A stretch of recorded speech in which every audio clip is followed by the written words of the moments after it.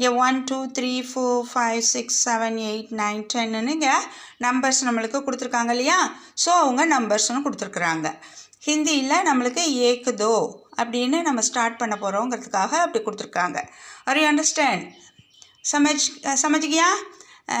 Okay. एक दो आओ मेरे दोस्तों. तीन चार मिलकर खाएं आमनार. पाँच छः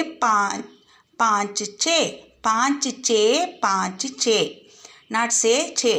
पाँच छः அப்படி வரும். पाँच छः ज़्यादा हो दो